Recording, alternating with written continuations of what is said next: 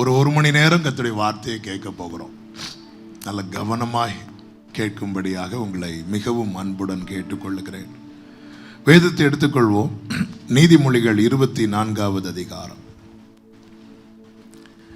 24வது அதிகாரத்தின் 30, 31, 32 வசனங்களை சோம்பேறியின் வயலையும் மைக்ல வாசிக்க கேட்கலாம். Thank you sister. சோம்பேறியின் வயலையும் மதியீனனுடைய திராட்சை தோட்டத்தையும் கடந்து போனேன். இதோ அதெல்லாம் முள்காடுகளா இருந்தது. நிலத்தின் முகத்தை காஞ்சொரி மூடினது. அதன் கற்சுவர் இடிந்து கிடந்தது. அதை கண்டு சிந்தனை பண்ணினேன். அதை நோக்கி புத்தி அடைந்தேன். இன்னும் கொஞ்சம் உறங்கட்டும். போதும், தூங்கிடுவாங்க. ஆமென். அதை கண்டு சிந்தனை பண்ணினேன், அதை நோக்கி புத்தி அடைந்தேன். ஒருவனுக்கு வயல் இருக்கு, தோட்டம் இருக்கு. ஆனா அது எப்படி இருக்கிறது என்றா பாழாய் இருக்கிறது. ஏன் பாழாய் இருக்கிறது? அதை கண்டு நான் சிந்தனை பண்ணினேன். நம்ம கண்ணுக்கு முன்பதாக சக்சஸ் ஆனவங்களும் இருக்கிறாங்க, ஃபெயிலியர் ஆனவங்களும் இருக்கிறாங்க. சக்சஸ் ஆனவங்களை பார்த்து பாராட்டுறதுக்கும் ஃபெயிலியர் ஆனவங்களை பார்த்து குறை சொல்றதுக்கும் அல்ல தேவன் நம் கண்களுக்கு முன்பாக அவர்களை காண்பித்து தந்திருப்பது. அதை கண்டு நான் சிந்தனை பண்ணினேன், அதை நோக்கி புத்தி அடைந்தேன். என்ன சிந்தனை பண்ணினேன், என்ன புத்தி அடைந்தேன்? என்னதான் வயல் இருந்தாலும், என்னதான் திராட்சை தோட்டம் இருந்தாலும், என் காலத்தை நான் வீணாக்கினால் இப்படி ஆகும் என்று நான் சிந்தனை பண்ணினேன். நான் உணர்வடைந்தேன். இன்று பேசும்படி 2 வாரங்களுக்கு முன்பதாகவே ஆவியானவர் இருதயத்தில் வைத்தார், ஆழமாய் வைத்தார். இதைதான் பேச வேண்டும்.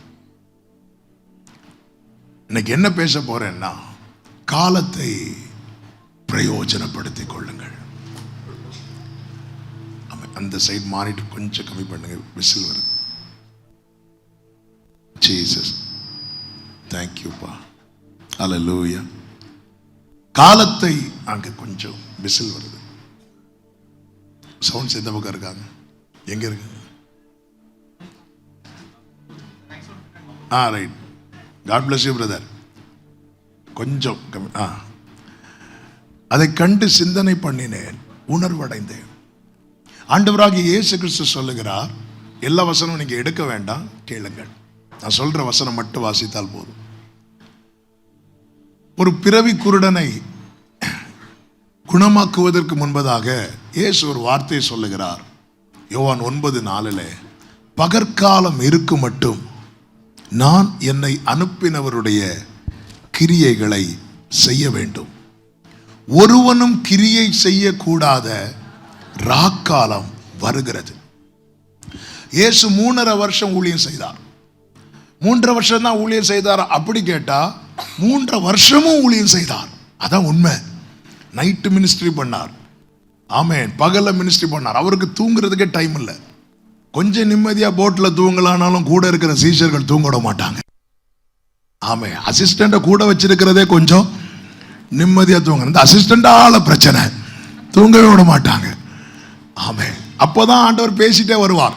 நான் சொல்லி இந்த வார்த்தைகளின்படி கேட்டு அவைகளின்படி செய்கிறவன் எவனோ அவன் கண்மலை மேல் கட்டின வீட்டுக்கு ஒப்பா இருப்பா.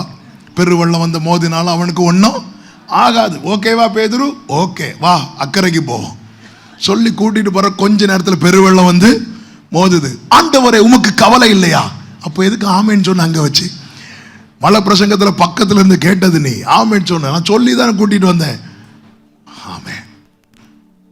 ஃபுல்லா மினிஸ்ட்ரி பண்ணார். அவர் சொல்றாரு, எனக்கு கிரியை செய்யும் ஒரு காலம் இருக்கிறது, கிரியை செய்யக்கூடாத ராக்காலம் வருகிறது. அந்த ராக்காலம் வந்தது. அதுவரை இயேசுவை பிடிக்க முடியாதவர்கள் அப்பொழுது இயேசுவை வந்து பிடிக்கிறாங்க. அப்ப இயேசு என்ன சொல்வார் தெரியுமா? இதுவோ உங்களுடைய வேலையும் அந்தகாரத்தின் அதிகாரமா இருக்கிறது. இந்த வார்த்தை நமக்கு ஒரு பெரிய வெளிச்சத்தை கொடுக்கிறது அல்லவா? இயேசுவுக்கே கிரியை செய்யக்கூடாத ஒரு காலம் வந்தது. பகற்காலம் இருக்கு மட்டும் நான் என்னை அனுப்பினவருடைய கிரியைகளை செய்ய வேண்டும். அதை நான் மிஸ் பண்ணிட்டேனா, கிரியை செய்யக்கூடாத ராக்காலம் வருகிறது. அந்த இரவுல இயேசுவின் மேல் கை போட்டாங்க. வேதம் என்ன சொல்லுகிறது தெரியுமா? அவருடைய நியாயம் எடுபட்டது என்று. அந்த இடத்துல அதனாலதான் இயேசு மௌனமா இருப்பார். இப்பொழுது அந்த இடத்துல அவருக்கு வாய்ஸ் இல்லை. அதனாலதான் எவ்வளவோ குற்றச்சாட்டுகளை வைக்கும் போதும் அவர் மௌனமா இருந்தார். ஆனால் அவர் கிரியை செய்யும் காலத்தில் அவர் தாராளமாய் பேசிக்கொண்டே இருந்தார். தெருவெல்லாம் சுற்றி திரிந்து சுவிசேஷத்தை பிரசங்கித்தார். ஏன் இந்த டைம் நான் மிஸ் பண்ணிடக்கூடாது. கடைசியில் என்ன சொல்லி முடிக்கிறார் தெரியுமா? It is finished. நான் செய்யும்படி பிதா எனக்கு கொடுத்த எல்லாவற்றையும் செய்து முடித்து விட்டேன். ஒரு சத்தியத்தை கேளுங்கள், பரலோகத்தில் தோற்கிறவர்களுக்கு இடம் இல்லை இருந்தாலும். எனவேதான் இயேசு கிறிஸ்து ஜெபிக்கும் போது, பிதாவே இந்த பாத்திரம் என்னை விட்டு நீங்க கூடுமானால் நீங்கும்படி செய்யுமா, ஆகிலும் என்னுடைய சித்தத்தின்படி அல்ல உம்முடைய சித்தத்தின்படி. அப்பா சித்தம் என்ன? 3 விசை ஜெபிக்கிறார். பொதுவாகவே ஜெபிக்கும் போதெல்லாம் பரத்திலிருந்து பதில் வரும். ஆனால் இப்பொழுது பதில் வரவில்லை, பலன் வருகிறது. ஆண்டவர்கிட்ட ஜெபிக்கும் போது ஒன்று பதில் வரும், இல்லைன்னா பலன் வரும். பதில் வரும். பதில் வருதுன்னா எடுத்துக்கோங்க, பலன் வருதுன்னா தாங்கிக்கோங்க. ஹல்லேலூயா. சில நேரத்தில் வந்து பலப்படுத்துவார். போட்டுண்டா விடுறா, என் கிருபை உனக்கு. ஆண்டவர் இந்த முள் என்னை விட்டு நீங்கும்படி நான் 3 விசை ஜெபித்தேன். அப்ப அவர் சொல்றார், என் கிருபை உனக்கு. அது அத்தனை அந்த முள் அங்க இருக்கட்டும் அர்த்தம். ஆமென். உன் பலவீனத்தில் என்பது. சில நேரத்தில் பாருங்க, நம்ம ரொம்ப ஜெபம் பண்ணுவோம், சரியான பதில் வராது. ஆனா தேவ சமூகத்தில் நமக்கு ஏதோ ஒரு பலன் மட்டும் இருக்கும். அந்த பலனால தான் இந்த தீபம் மங்கின பிறகும் இன்னும் அணையவில்லை, இந்த நாணல் நெறிந்த பிறகும் இன்னும் முடியவில்லை. அவர் கிருபையில நான் இருக்கிறேன் சொல்றவங்க மட்டும் கைகளை தட்டி ஆமென் சொல்லுங்க பார்க்கலாம். பகற்காலம் இருக்கு மட்டும் நமக்கு கொடுக்கப்பட்ட காலத்தை வீணாக்கினார். நல்ல வயல் நிலம் எவ்வளவு வாழ்ந்திருக்கலாம். நல்ல திராட்சை தோட்டம், எவ்வளவு கனிகளை புசித்திருக்கலாம். ஆனா அதெல்லாம் முள்ளு காடா இருக்கிறது. கற்சுவர் ஒரு சுவர் இடிந்து கிடந்தாலே தேவையில்லாத மிருகங்கள்லாம் உள்ளே வந்து பாழாக்கி போட்டுவிடும். நான் அதை கண்டு உணர்வடைந்தேன். அவனுக்கு அப்ப நன்மை இல்லாம இல்லை, ஆனா அவன் நன்மையை இழந்துட்டான். ஒருவனுக்கு ஒரு எஜமான் 5 தாலந்து, இன்னொருவனுக்கு 2 தாலந்து, இன்னொருவனுக்கு 1 தாலந்தை கொடுத்து விட்டு போகிறார். காலத்தை பிரயோஜனப்படுத்தினவர்கள் 5ஐ 10 ஆக்கினார்கள், 2ஐ 4 ஆக்கினார்கள். ஆனால் 1ஐ வைத்தவன் அப்படியே வைத்துக் கொண்டான். அவன் தாலந்து எதுக்கு மேல வச்சானா, எதுக்குள்ள வச்சானா, மண்ணுக்குள்ள. மண்ணு நிரப்பிட்டு. மண்ணு யாருக்கு ஆகாரம் தெரியுமா?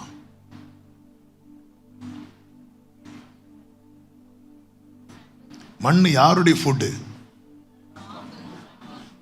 கரெக்டாக பயப்படு. பாம்பு எங்க? மண்ணு யாருடைய ஃபுட்டு? பாம்புடைய ஃபுட்டு. நமக்கு கொடுக்கப்பட்ட கிருபை மேல மண்ணு விழக்கூடாது. நமக்கு கொடுக்கப்பட்ட தாளந்து மேல மண்ணு விழக்கூடாது. நமக்கு கொடுக்கப்பட்ட நாட்கள் மேல மண்ணு விழக்கூடாது. அது சாத்தானுடைய ஃபுட்டு. அத மாம்ச சிந்தை, தேவனுக்கு விரோதமான பகை. ஆமென். ஹல்லேலூயா. ஃபுல் அந்த மண்ணால நிரப்ப. அதான் மண்ணுன்னா உலகத்துக்குள்ளேயே இருக்கிறது. அது மண்ணு. அவன் வந்து சாப்பிட்டுட்டு போவான்.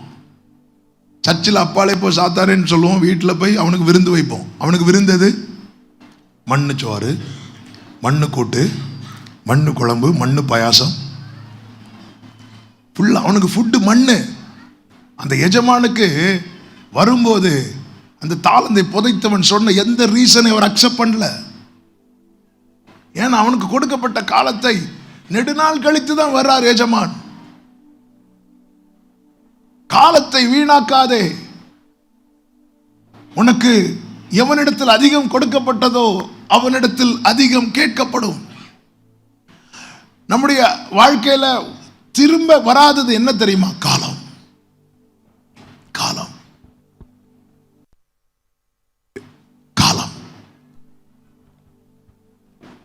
அதனாலதான் ஒவ்வொரு நாள் முடிய முடிய நம்முடைய ஆயுசுல ஒவ்வொரு நாள் குறையுது தெரியுமா? ஒவ்வொரு வாரம் முடிய முடிய நம்முடைய ஆயுசுல ஒவ்வொரு வாரம் குறையுது. நமக்கு பர்த்டே வரும் தெரியுமா? எல்லாரும் நம்மளை விஷ் பண்ணுவாங்க. ஆனா சத்தியம் என்னன்னா, ஒரு வருஷம் போச்சு. அதன் அடையாளமோ என்னமோ தெரில, பர்த்டே கேக்கில் கேண்டில் வச்சுட்டு போச்சு ஒரு வருஷம். அதையும் ஒழுங்கா சாப்பிட விடுறாங்களா? எடுத்து அங்க அடிக்கிறாங்க, இங்க அடிக்கிறாங்க. நம்ம நெருங்கிட்டே இருக்கிறோம். இந்த மைக்குக்கு கூட வாரண்டி உண்டு. இடையில இடையில சவுண்டு போயிட்டு திரும்ப வருது பாத்தீங்களா? அது கூட திரும்பி வரும், காலம் வராது. இந்த கேமராக்கு உண்டு, இந்த கீபோர்டுக்கு உண்டு. ஆனால் நமக்கு மனுஷனுடைய வாழ்க்கை என்பது காலையிலே பூத்து மாலையிலே மறைகிற புல்லுக்கு ஒப்பாய் இருக்கிறது. மனுஷனுடைய மேன்மை என்பது புல்லின் பூவுக்கு ஒப்பாய் இருக்கிறது. இது கொடுக்கப்பட்ட காலத்தில் பவுல் சொல்றார், இந்த தேகத்தை விட்டு பிரிந்து கிறிஸ்துவுடனே கூட இருக்க எனக்கு ஆசை உண்டு. ஆகிலும் நான் இந்த தேகத்தில் குடியிருப்பது உங்களுக்கு அவசியம். அதன் அர்த்தம் என்ன? பவுலே, நீ ரட்சிக்கப்பட்டது உண்மைதான், ஞானஸ்நானம் எடுத்தது உண்மைதான், அபிஷேகம் பெற்றது உண்மைதான். ஆனா பர்பஸ், உன்னை குறித்த பர்பஸ் நிறைவேறாம உன்னால் அங்க வர முடியாது. அதுதான் அதனுடைய அர்த்தம். இயேசு கிறிஸ்து பாருங்க, அதாவது மரண ஜீவாதிபதி என்று கிறிஸ்துவை குறித்து சொல்லப்பட்டிருக்கு. ஜீவனின் அதிபதி. அப்போ அந்த ஜீவனுடைய அதிபதி அவர் தான். அப்ப அவர் என்ன பண்ணியிருக்கலாம் தெரியுமா? சிலுவையில் அரைஞ்சதுமே, பிதாவே உங்களுடைய கையில் நாவியை ஒப்பு கொடுக்குன்னு சொல்லிட்டு போயிருக்கலாம். அப்ப 6 மணி நேரம் பெயின் ரெடியூஸ் ஆகிருக்கும். நமக்கு மட்டும் அப்படி ஒரு ஆப்ஷன் இருக்குன்னு வைங்களேன். ஆணியை ஓங்கும் போதே பிதாவே உங்களுடைய கையில் ஒப்பு கொடுக்கிறேன் போயிருப்போம். ஆனா அவர் ஏன் வெயிட் பண்றார்? பார்க்கிறார், இன்னும் வேத வாக்கியம் நிறைவேற ஏதாவது இருக்குதா, இன்னும் நான் செய்து முடிக்க வேண்டிய ஏதாவது இருக்கிறதா. அப்பொழுதுதான் பார்க்கிறார், வேத வாக்கியம் நிறைவேறத்தக்கதாய் சொல்றேன், நான் தாகமாக இருக்கிறேன் அப்படிங்கிறார். இன்னும் நான் செய்து முடிக்க வேண்டிய என்ன இருக்கிறது, எல்லாத்தையும் முடிச்சிட்டு இட் இஸ் finished அப்படின்னார். முடிந்தது.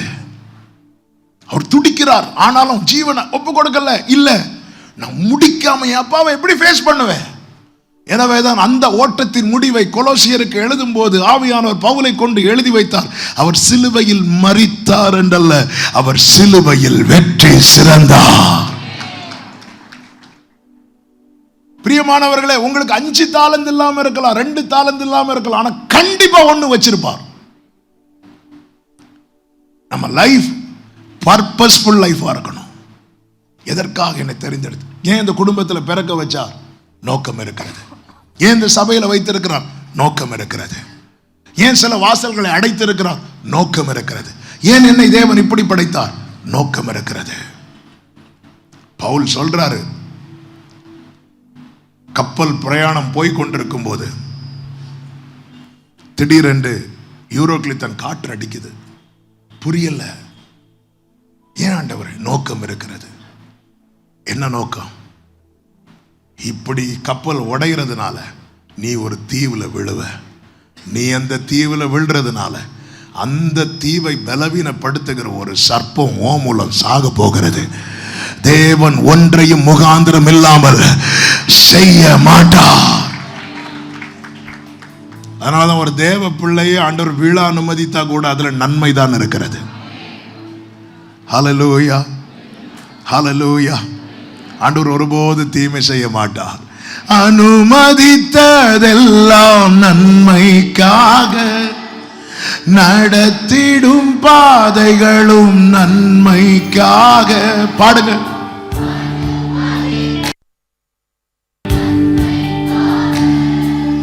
நடத்திடும் பாதைகளும் நன்மைக்காக,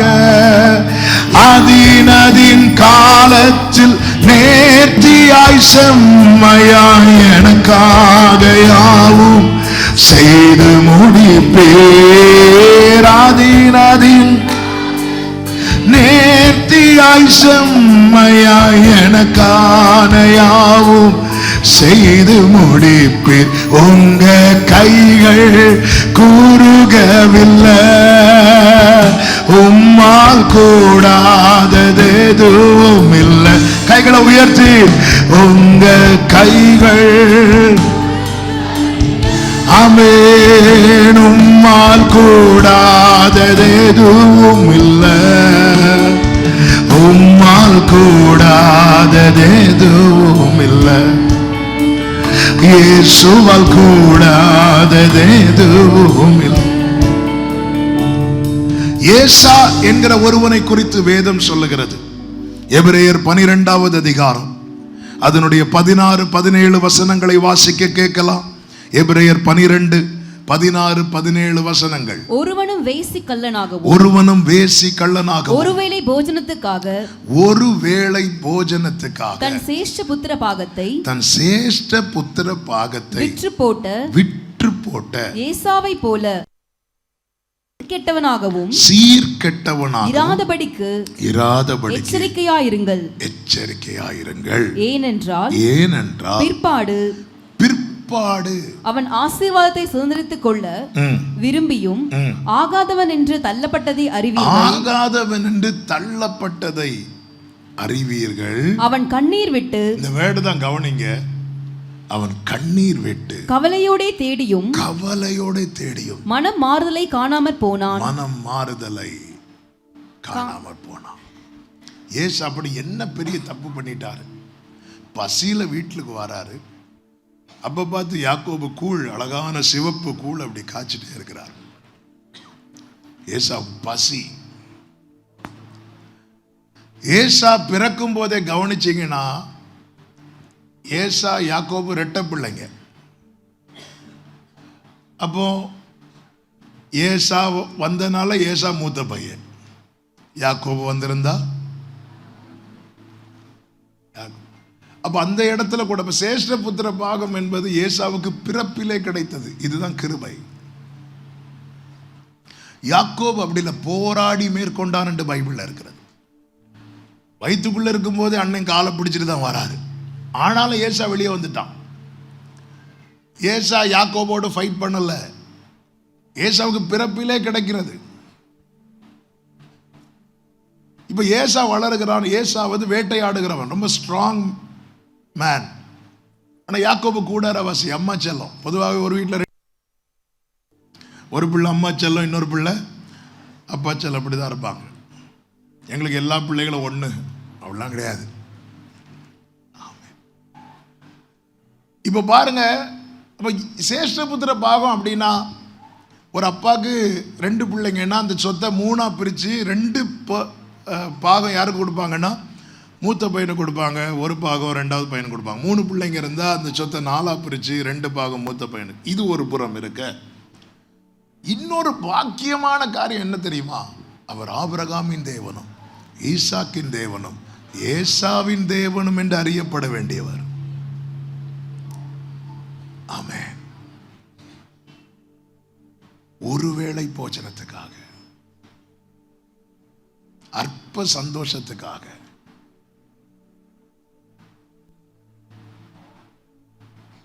யாக்கோபு காலை பிடிச்சு இழுத்ததுக்கு அப்புறமும் ஏசாவே உன்னை ஃபர்ஸ்ட் வர வச்சிருக்கிறாருன்னா உனக்கு எவ்வளோ பெரிய பாக்கியத்தை வைத்திருக்க.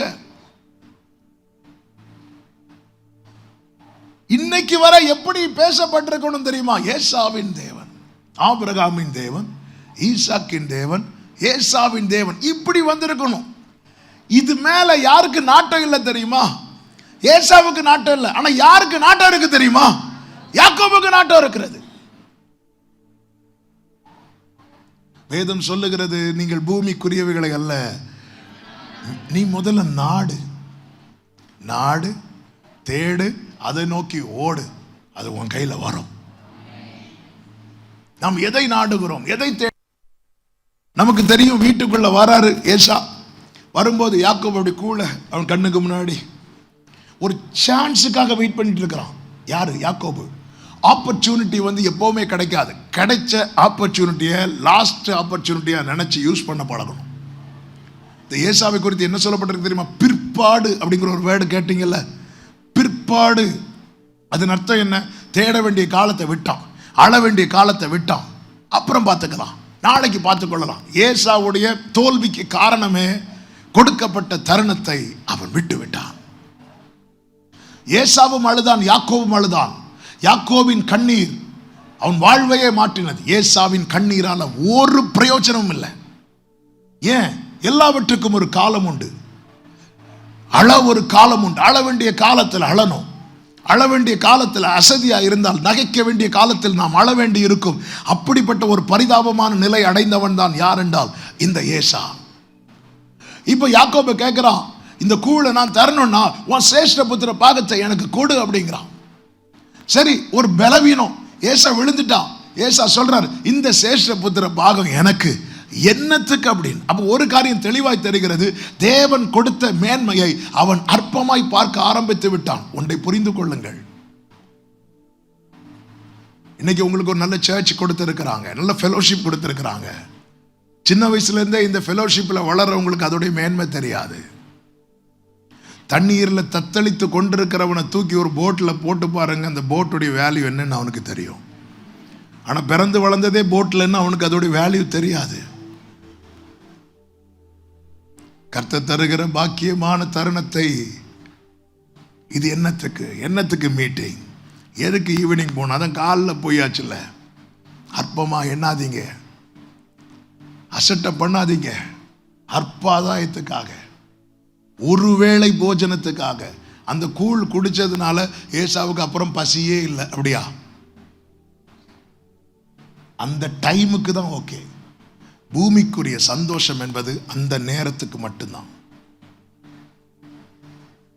அற்பமான ஆதாயத்துக்காக நித்தியமான மேன்மையை இழந்துடாதீங்க. ஏசா அப்படி இழந்தான். சேஷ்ட புத்திர பாகத்தை அசட்டை பண்ணிட்டான். சரி, அசட்டை பண்ணிட்டான், ஒரு பலவீனத்தில் விழுந்துட்டான். நம்ம ஏசா பக்கமே போவோம். ரொம்ப பசி வந்துட்டு, பசியில் இப்படி பண்ணிட்டார், தெரியாமல் பண்ணிட்டார். அடுத்த நாள் ஏசா அழுதாரா? இல்லை. அதுக்கு அடுத்த நாள் அழுது. ஏன் அழலை? அது யார்கிட்ட இருக்கு? நான் இப்படி கேட்டுட்டே இருப்பேன். அது யார்கிட்ட இருக்கு? தம்பி கிட்ட இருக்கு. ரெண்டு பேரும் இப்போ ஃபைட் பண்ண யார் ஜெயிப்பா? அதான் நிர்விசாரம். இவன் எங்க போயிட போறான்? யாக்கோபுடைய பேரே என்ன தெரியுமா? கூடாரவாசி. இவன் சேஷ்ட புத்திர பாகத்தை வச்சுட்டு எங்க போயிட போறான்? இது எங்க போயிட போகுது? என்கிட்ட இருக்கிறது அவன்கிட்ட இருக்குது, என்னைக்கு வேணுமோ அதை நான் எடுத்துருவேன். அதான் பைபிள்ல இருக்கு, அவன் அசட்டை பண்ணினான் என்று இருக்கிறது. ஐயோ, நேற்று இப்படி என் தம்பி என்னை ஏமாத்திட்டானே, இப்படி ஏமாத்திட்டானே. அவங்க அப்பா கிட்ட ஓடி போய் அழணும்ல, அப்பா அப்பா இப்படி ஆயிட்டுப்பா. அப்போ அப்பா உஷாரா இருந்திருப்பாரு. அடுத்து நம்ம கிட்ட வருவான்.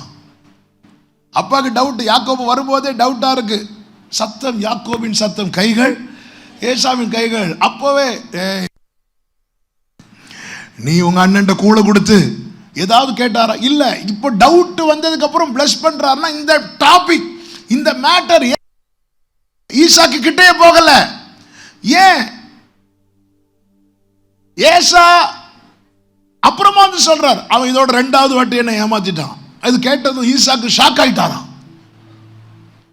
இது நீ ஃபர்ஸ்டே வந்து சொல்லியிருக்கணும்ல, ஃபர்ஸ்டே வந்து ஒப்புரவாயிருக்கணும்ல, ஃபர்ஸ்டே வந்து அழுது இருக்கணும்ல.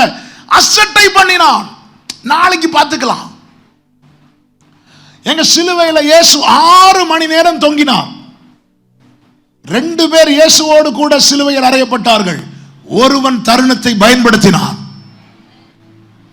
நான் இயேசுவோடு கூட சிலுவையில் அறையப்பட்டேன், அதனால போயிருவேன். இல்ல, அந்த தருணத்தை நான் எப்படி யூஸ் பண்றேன்? அசட்டை பண்ண இவங்கிட்ட தானே இருக்கிறது, நாளைக்கு எடுத்துக்கலாம். எங்க போயிட போகுது? எங்க போயிட போகுது? அவன் கூடாரவாசி, வீட்டை விட்டு அவனுக்கு வெளியே போனா எங்க போகணும்னு அவனுக்கு தெரியாது. அம்மா விட்டு அவன் விலகாதவன். நான் 4 இடத்து சுத்திட்டு வந்தாலும் அவன் வீட்டில் தான் இருப்பான். நிர்விசாரம். நாளைக்கு பார்த்துக்கலாம், அடுத்த வருஷம் பார்த்துக்கலாம். ஆமென். இந்த நியூ இயர் வரும்போதெல்லாம் பயங்கரமா தீர்மானம் எடுப்போம் பாருங்க. ஆமென். இப்படி இருப்போம், அப்படி. அப்புறம் பார்த்து ஜனவரி போன இவங்க தீர்மானத்தை காக்கா தூக்கிட்டு போயிரு மாதிரி. இனி நாங்க அடுத்த நியூ இயருக்கு தான் எடுப்போம். எப்படிதான் ஒரு நியூ இயர் சர்வீஸ் முடிச்சோன்னு ஒரு பாஸ்டர் ஒரு பையனை கூப்பிட்டு கேட்டார், தம்பி இந்த நியூ இயருக்கு தீர்மானம் எடுத்தியா? ஆமா பாஸ்டர், தீர்மானம் எடுத்தேன். என்ன தீர்மானம் எடுத்தேன்? இனிமேல் தீர்மானமே எடுக்கக்கூடாதுங்கிற தீர்மானம் நானும் எடுக்க போயிட்டு இருக்கு. தட்டி போறோம். அதனால தான் பைபிள்ல வசனம் இருக்கு, இன்று அவருடைய சத்தத்தை கேட்பீர்களாக, இன்று அவருடைய சத்தத்தை கேட்பீர்களாக. நாளை என்று தள்ளாதே, ஒரு நாள் பிறப்பதையே நீ அறியாயே. நாளைக்கு பார்த்துக்கலாம், நாளைக்கு பார்த்து. ஒரு நாள் வீட்டுக்கு வரான் ஏசா, யாக்கோபு இல்லை.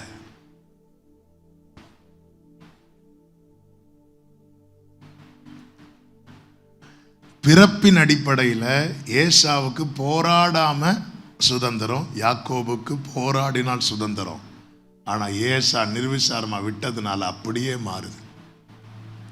வானத்தின் பனி போல யாக்கோபு மேல ஆசீர்வாதம் இறங்குது. ஏசா கிட்ட நீ போராடி தான் வாங்குவ. அதன் அர்த்தம் என்ன? ஏசாவே, நீ அசட்டை பண்ணதுனால எளிதில் சுதந்திரிக்க வேண்டிய ஒவ்வொரு காரியத்தையும் நீ, ஒவ்வொரு காரியத்துக்கும் நீ லைஃப்ல ஸ்ட்ரகிள் பண்ண வேண்டியிருக்கும், போராட வேண்டியிருக்கும், கஷ்டப்பட வேண்டியிருக்கும். அப்போதான் ஏசா அழுவான், ஓன்னு அழுவான். அப்பா வேற பிளெஸிங்கே இல்லையாப்பா அவங்க கிட்ட. அதுதான் பைபிள் சொல்லுகிறது, பிற்பாடு அவன் கண்ணீர் விட்டு. அவனுடைய அழுகை நியாயம், ஆனா அழ வேண்டிய நேரத்தில் அவன் அழல. அத்தேனே என்னும் பட்டணத்துல பவுல் போய் பிரசங்கம் பண்ணுகிறார். அப்படி பிரசங்கம் பண்ணும்போது அங்கு 3 விதமான கூட்டத்தார் இருக்கிறார்கள். அப்போஸ்தலர் 17வது அதிகாரம் 32, 33, 34 வசனங்களை வாசியுங்கள். அப்போஸ்தலர் 17, 32, 33, 34 மரித்தோரின் உயிர்த்தெழுதலை குறித்து, மரித்தோரின் உயிர்த்தெழுதலை குறித்து அவர்கள் கேட்டபொழுது சிலர் இகழ்ந்தார்கள், சிலர் நீ சொல்லுகிறதை இன்னொரு வேளை கேட்போம் என்றார்கள். அப்போ இங்கே 2 கூட்டம் எப்படின்னா, சிலர் இகழ்ந்தாங்க. ஆனா சிலர் இருக்காங்க, அவங்க இகழ மாட்டாங்க. ஆனா அவங்க என்ன சொல்லுவாங்க தெரியுமா? நீ சொல்லுகிறதை இன்னொரு வேளை கேட்போம். 34வது வசனம், சிலர் அவனை பற்றிக்கொண்டு விசுவாசிகளானார்கள். 3 கூட்டத்தார் இருக்கிறாங்க. ஒரு கூட்டம் சொல்றாங்க, இவங்க இப்படிதான் பேசிட்டே இருப்பாங்க, பரியாசம் பண்ணிட்டு இருக்கிறாங்க. இன்னொரு கூட்டத்தார் இருக்கிறாங்க, அவங்களுக்கு தெரியுது இதுதான் சத்தியம். ஆனா அவங்களால இப்ப அக்செப்ட் பண்ண முடியல. அவங்க இப்ப என்ன பண்றாங்கன்னா, நாங்க நாளைக்கு ஒப்பு கொடுக்கிறோம், இன்னொரு வேளை கேட்போம். இப்படி சொல்லும் போது 33வது வசனத்திலே சொல்லப்பட்டிருக்கிறது, இப்படி இருக்க பவுல் அவர்களை விட்டு போய்விட்டான். அதன் அர்த்தம் என்ன? இன்னொரு சான்ஸ் அவங்களுக்கு கிடைக்கல, இன்னொரு சான்ஸ் கிடைக்கல. யூதாஸ் 3 வருஷம் ஜீசஸ் கிரைஸ்ட் கிட்ட பைபிள் காலேஜ் படிச்சவர், 12 பேர்ல முக்கியமான நபர். ஏன்னா பணப்பையே அவன்கிட்ட தான் இருக்கு. அவனை தெரிந்தெடுக்கும் போதே ஆண்டவருக்கு தெரியும் இவன் யாருன்னு. கொஞ்சம் கொஞ்சமா வார்னிங் கொடுத்துட்டே இருக்கிறார். ஒரு விசை கடினமான உபதேசம் என்று சொல்லி எல்லாரும் இயேசுவை விட்டு போகும். 12 சீஷர்கள் இயேசுவை சூழ்ந்து இருக்கிறார்கள். அப்போ ஆண்டவர் சொல்றாரு, உங்களில் ஒருவன் சாத்தானா இருக்கிறான். அங்க வார்னிங் கொடுக்கிறார். யூதாஸுக்கு புரியல. இப்பொழுது யூதாஸ் போய் இயேசுவை காட்டி கொடுப்பதற்காக டீல் பேசிட்டு வரோம். இயேசுவை கொலை செய்ய வேண்டும் என்கிற எண்ணத்தோடு யூதாஸ் காட்டி கொடுக்கவில்லை. 3 வருஷமும் யூதாஸ் இயேசுவினிடத்தில் கண்ட ஒரு காரியம் என்ன தெரியுமா? அவரை பிடிக்க வருவாங்க, அவர் மறைந்து போவார். அவரை பிடிக்க வருவாங்க, அவர் மறைந்து போவார். இதுதான் யூதாஸ் பார்த்துட்டு இருக்கிறான். சரி, நமக்கு கிடைக்கிறது வரைக்கும் லாபம். 30 வெள்ளி காசை வாங்கிட்டு இயேசுவை காட்டி கொடுப்போம். பிடிக்க வருவாங்க, அவர் என்ன செய்வார்? மறைந்து போவார். இப்பொழுது 30 வெள்ளி காசை வாங்கி இடுப்பில் கட்டிட்டு பந்தியில் உக்காந்து இருக்கிறார். அந்த பஸ்கா பண்டிகை, அந்த பந்தியெல்லாம் எப்படி தரையில் அப்படியே உட்காந்துருப்பாங்க, ஒரு பெட்டு போல போட்டு உட்காந்துருப்பாங்க, சுற்றி ரவுண்டாக உட்காந்துருப்பாங்க. இயேசு இப்பொழுது ஒரு டவல் கட்டிட்டு ஒவ்வொருத்தர் காலையும் கழுவும் போது, யூதாஸ் காலை கழுவும் போது காலை அங்கங்கே மாற்றும் போது சில்லற சத்தம் கேட்குது. ஆண்டவர் மட்டும் பேதுருட்ட லைட்டா கண்ணு காட்டி இருந்தாருன்னு வைங்களேன், அங்கேயே இருந்திருப்பாரு. ஆனா ஆண்டவர் சொல்றார், உங்களில் ஒருவர் என்னை காட்டி கொடுப்பான். பேதுருவை கழுவும் போது பேதுரு காதுல சொல்லல, எல்லாரும் கேட்க சொல்றார், நான் உன்னை கழுவா விட்டா என்னிடத்துல உனக்கு பங்கு இல்லை. அப்போ யூதாஸ் மூன்று இருக்கிறார்.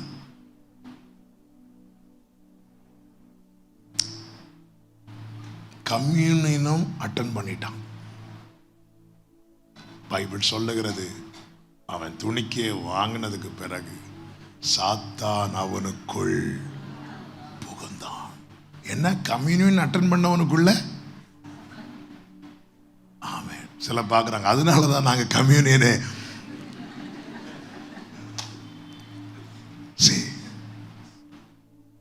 தேவன் தம்மை பரியாசம் பண்ண விட்டார். எல்லாரும் கேட்கிறாங்க நானா நானா நானான்னு கேட்கிறாங்க. யூதாஸ் அந்த 30 வெள்ளிக்காசை இடுப்புல கட்டிட்டு நானா அப்படின்னு கேட்கிறான். அப்பவும் பேதுருட்ட கண்ணு காட்டி இருந்தா, யூதாசே அந்த இடத்துலயாவது அவன் அப்பா இப்படி வாங்கிட்டேன். என் ஆண்டவர் யார் தெரியுமாங்க? மன்னிக்கிறதில் தயப்படுத்தவர். ஆனா சான்ஸை மிஸ் பண்ணிட்டா. அடுத்து கடைசி அவனுக்கு கொடுக்கப்பட்ட சான்ஸ் எங்க தெரியுமா? கெத்செமனே தோட்டத்தில். இயேசு நிற்கும் போது சோல்ஜர்ஸ் வராங்க.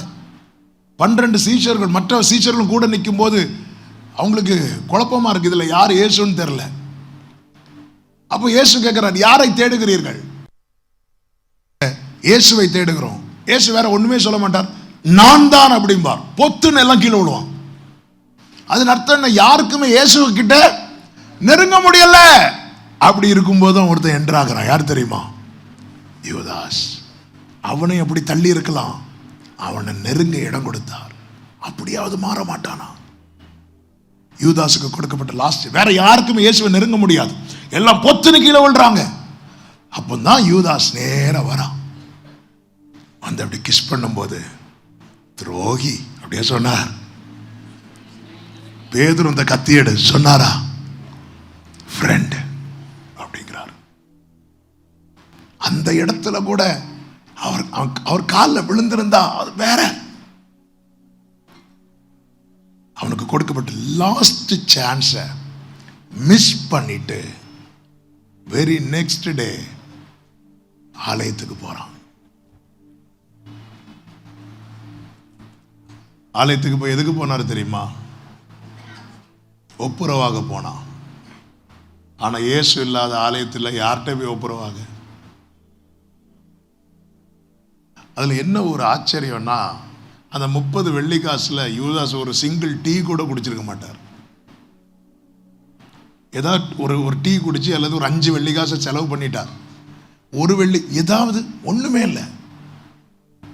இங்க எல்லாமே கைவிட்டு போயிட்டுன்னு தெரிஞ்சதும்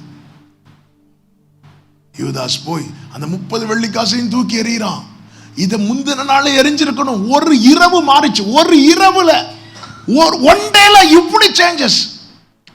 யூதாசே நீ இன்னைக்கு மனம் மாறியே, இது நேத்து பண்ணி இருந்தா உன் சரித்திரம் வேற. யூதாசே நேத்து பண்ணின கோராகின் கூட்டத்தார் பூமி பிளந்து இறந்தவங்க. அதிலிருந்து ஒரு கூட்டம் தப்புனாங்க பாருங்க. அப்படி தப்பி அடுத்தடுத்த தலைமுறைகளில் எழும்பி இப்போ அதுல ஒரு கூட்டம் தாவீது கொயர் டீம்ல இருக்கிறாங்க. கோராகின் புத்திரர் அவங்க பாடுறாங்க, உமது ஆலயத்தின் நடுவில் உமது கிருபையை சிந்தித்துக் கொண்டிருக்கிறோம். அவங்களுக்கு கொடுக்கப்பட்ட சான்ஸை யூஸ் பண்ணிட்டாங்க. லேவி மேல யாக்கோபு எல்லாரையும் ஆசீர்வதிக்கும் போது லேவி மேல சாபத்தை வைக்கிறான். லேவி சாபத்தை சுமந்து வந்தவன் சான்ஸுக்காக வெயிட் பண்ணிட்டு இருக்கிறான். அவ்வளவுதான், இதான் என் தலையெழுத்து, முடிஞ்சது. அப்படி முடியாது. அவருடைய கோபம் ஒரு நிமிஷம், அவருடைய தயவு நீடிய வாழ்வு. அவருடைய ஒரு நிமிஷம் கோபத்துல நீ ஒருவேளை பாதிக்கப்பட்டிருக்கலாம், ஆனா இன்னும் உன்னை ஜீவனோடு வைத்து இருக்கிறார் என்றால் அந்த தயவு உனக்கு தர அவர் போதுமானவராய் இருக்கிறார். இந்த மாலை வேளையில் இந்த சத்தம் கூட ஒருவேளை இன்னைக்கு நீங்க வந்திருந்து கேட்பதற்கு கூட உங்களுக்கு சான்ஸ் இல்லாம இருந்திருக்கும். ஆனால் கர்த்தர் கேட்க வைத்துக் கொண்டிருக்கிறார் என்றால் இது உனக்கான அனுக்கிரக காலம், இது உனக்கான இரட்சணிய நாள். யூதாஸ் பாருங்க, ஆமென். அவன் போய் தொங்குறான். யூதாசே நீ அவர்கிட்ட வந்திருந்தேன்னா அவர் உனக்காக சேர்ந்துதான யூதாசே தொங்கிட்டு இருக்கிறார். 6 hours அந்த சிலுவையில தொங்கினாரே, அப்போ கூட நீ வந்திருக்கலாமே யூதாசே. முடியல. ஏன் முடியல? தேவன் தருகிற தருணம் நம்ம தவற விட்டுட்டோம்னா அதுக்கப்புறம் நம்ம நினைச்சாலும் மனம் மாற முடியாது. தேவன் தருகிற தருணத்தை மிஸ் பண்ணிட்டோம்னா,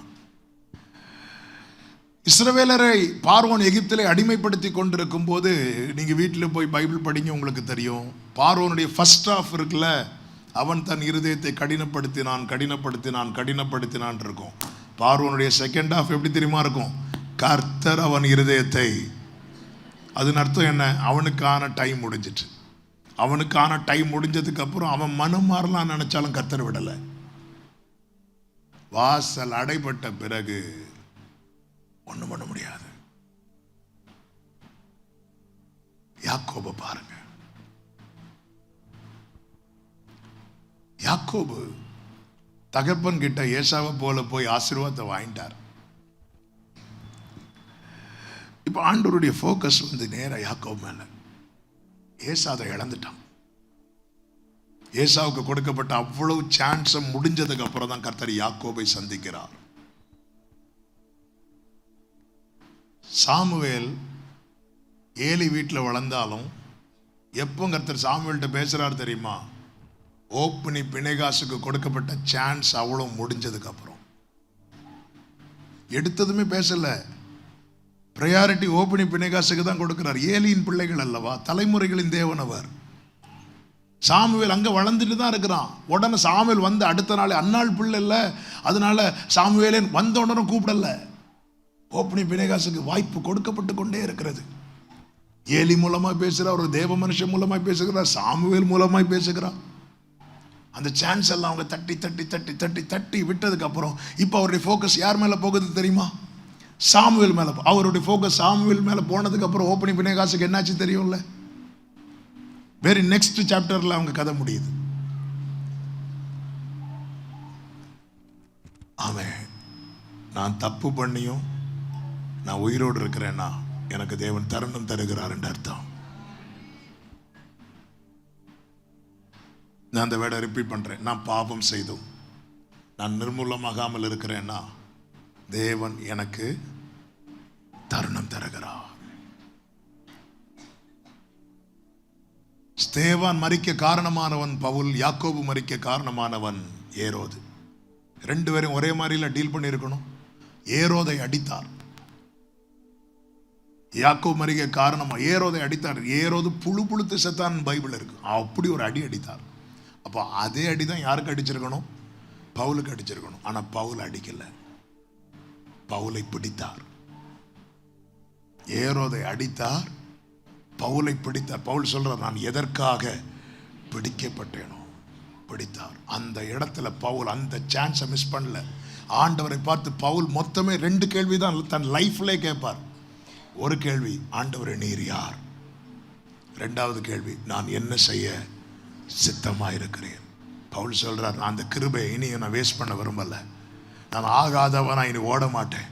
நான் எதற்காக பிடிக்கப்பட்டேனோ அதை அடையும்படிக்கு ஆசையாய் தொடர்கிறேன். அதற்கு முன்னாடி வரை அவன் சபையை துன்பப்படுத்துகிறவனாய் இருந்தான். அதன் பிறகு சபையை கட்டுகிறவனாய் மாறினான். அதற்கு முன்பதாக அவன் குதிரையின் பலத்தில் ஓடினான். அதன் பிறகு கர்த்தருடைய பலத்தில், என்னை பலப்படுத்துகிற கிறிஸ்துவினாலே எல்லாவற்றையும் செய்ய எனக்கு பலன் உண்டு என்று ஓடினான். அதற்கு முன்பதாக சபையை துன்புறுத்த நிருபங்களை கேட்டு வாங்கினான். அதன் பிறகு சபையை கட்டி எழுப்ப நிருபங்களை எழுதினான். எனக்கு இந்த ஒரு சான்ஸ் கிடைச்சிருக்கு. இதே சான்ஸ் எத்தனை பேருக்கு கிடைக்கல தெரியுமா? எத்தனை பேருக்கு கிடைக்கல? எத்தனை பேருக்கு கிடைக்கல? நமக்கு கொடுக்கப்பட்டது போல சான்ஸ் யூதாஸுக்கு கிடைச்சிருந்தா கூட மாறி இருப்பான். யூதாஸோ ஒரு விசை தான் காட்டி கொடுத்தான். நாம் எத்தனை முறை? ஏசா ஒரு விசை தானே அற்பமா எண்ணினான். நாம் எத்தனை முறை? அவனுக்கு கொடுக்கப்பட்ட சான்ஸ் முடிஞ்சிட்டு இப்ப அவருடைய ஃபோக்கஸ் யாக்கோபு மேல திரும்புகிறது. யாக்கோபு வீட்டை விட்டு புறப்பட்டு வருகிறான். வேதம் சொல்லுகிறது, ஆதியாகமம் 28வது அதிகாரம் அதனுடைய 10-11 வசனங்களை வாசியுங்கள். யாக்கோபு பேர்சபாவை விட்டு புறப்பட்டு ஆரானுக்கு போக பிரயாணம் பண்ணி ஒரு இடத்திலே வந்து சூரியன் அஸ்தமித்தபடியினால், யாக்கோபின் வாழ்க்கையில சூரியன் உண்மையில அஸ்தமிக்குது. ஏன்னா வீட்டை விட்டு வெளியே போய் பழக்கம் கிடையாது. அங்கே ராத்தங்கி சூரியன் அஸ்தமிக்கிறது போதும், எங்க போகணும்னு தெரியாது. மாமனார் வீட்டுக்கு போக அம்மா அனுப்பி விட்டாலும் மாமாவை இதுவரை பார்க்கல. மாமா பிள்ளைகளை இதுவரை இப்போ நான் வீடியோ கால்லே அது பார்க்கலாம். அப்போ ஒன்றும் கிடையாது, அட்ரஸ் கிடையாது, இங்கே இருக்குப்பா நீ போ அப்படி சொல்லி அனுப்பியாச்சு. போகிற வழியில் அவருக்கு டயர்டாக இருக்கிறது, ஒரு கல்லை எடுத்து வைத்து படுத்து தூங்கி கொண்டிருக்கிறான். அப்பொழுது ஒரு காட்சியை பார்க்கிறான். வானம் திறக்கப்பட்டிருக்கிறது, ஏணி வைக்கப்பட்டிருக்கிறது, தேவதூதர்கள் ஏறுகிறது இறங்குகிறதுமா இருக்கிறது. அதற்கு மேலாக கர்த்தர் நின்றார் என்று வேதம் சொல்லுகிறது. இப்பொழுது கர்த்தர் யாக்கோபுக்கு தம்மை அறிமுகப்படுத்துகிறார். நான் ஆபிரகாமின் தேவனும் ஈசாக்கின் தேவனும். யாக்கோபின் தேவன் இங்கே சொல்ல மாட்டார், அவர் நான் ஆபிரகாமின் தேவனும் ஈசாக்கின் தேவனும் ஆகிய கர்த்தர் அப்படிங்கிறார். இது யார்கிட்ட சொல்லணும் தெரியுமா? ஏசாட்ட சொல்லணும். 27வது அதிகாரத்தோட ஏசாவுக்கு சான்ஸ் முடிஞ்சிட்டு. இப்போ அவருடைய ஃபோக்கஸ் யாக்கோப் மேல.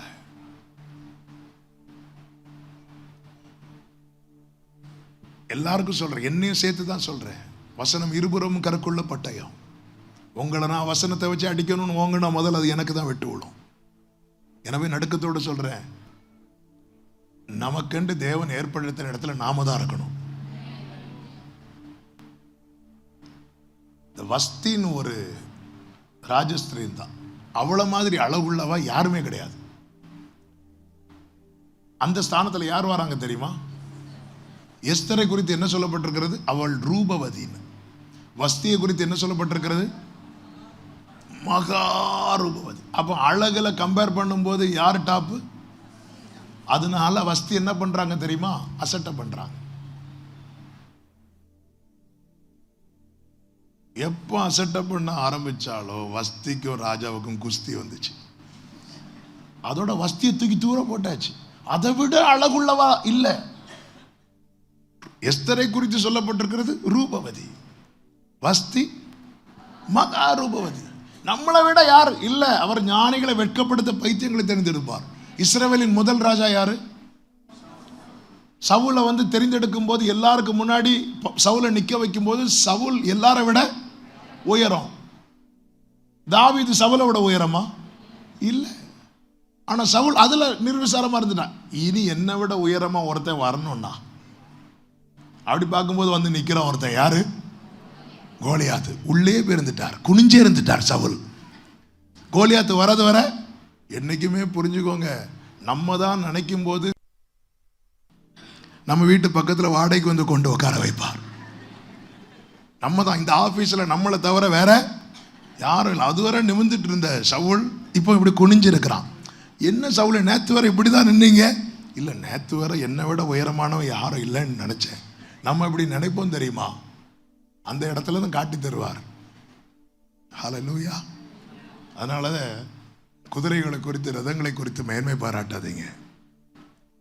பாருங்க, சவுல் அவன் தன்னை விட அப்ப இன்னொருத்தன் அவ்வளவு உயரமா அப்படி இருக்கும்போது தான் ஆடு மேய்த்து கொண்டிருந்த தாவீதை எடுத்தார்ன்னு இருக்கு.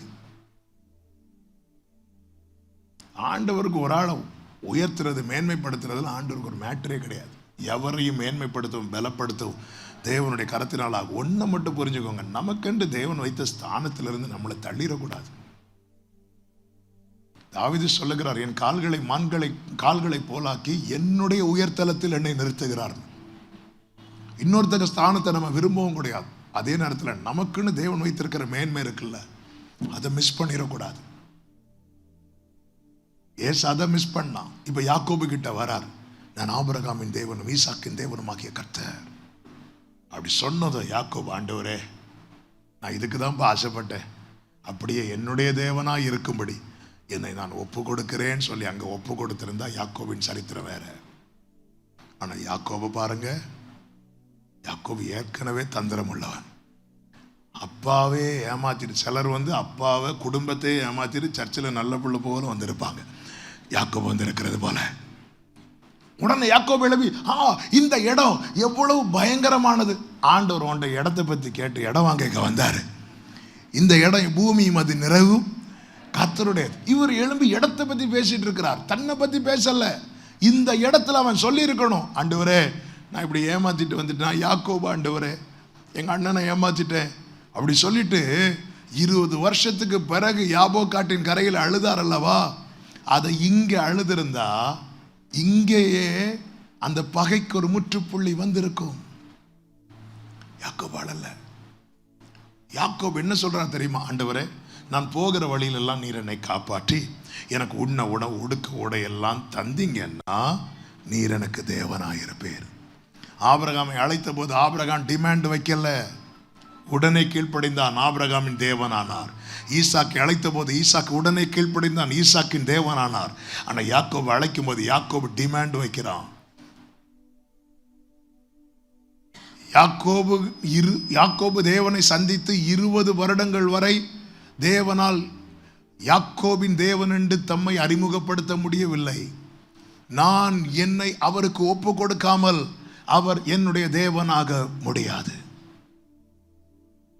இந்த இடத்துல அவன் அழுது, பெத்தேலில் அழுதுருக்கணும் யாக்கோபு. ஆனா அழுவான்னு பார்த்தா அழல. நேர புறப்பட்டு எங்க போறாருன்னா மாமனார் வீட்டுக்கு போறார். போற வழியில யாரை ஃபர்ஸ்ட் பார்க்கிறாரு? ராகேல. இதுக்கு முன்ன பின்ன பார்த்துருக்கிறாரா? இல்லை. ஆனா ராகேலை பார்த்ததும் ஓன்னு அழுக. சிலர் பார்த்துருக்கீங்களா? மனுஷங்க கிட்ட அழுவாங்க. நல்ல ஆண்டவர் சமூகத்தில் மனுஷங்கிட்ட அழுறவனுக்கு தேவன்கிட்ட அழ முடியாது. தேவன்கிட்ட அழுறவங்களை மனுஷன்ட்ட அழ விட மாட்டார். அன்னாள் புருஷன்ட்ட அழுதுட்டே இருந்தாங்க, பிரயோஜனம் இல்லைன்னு தெரிஞ்சிட்டு நேர சமூகத்தில் வந்து அழுதாங்க. அதன் பிறகு அன்னாள் துக்கமுகமாய், இந்த கண்ணீருங்கிறது விதைங்க, அது சரியான இடத்துல போடணும். ஆண்டவர் விதைக்கிற ஊமையை சொல்லும் போது 4 பிளேஸ் சொல்லுவார். பார்த்துருக்கீங்களா? எந்த இடம்லாம் சொல்லுவார்? வழி அருகே. இந்த வழி அருகே போடுறது.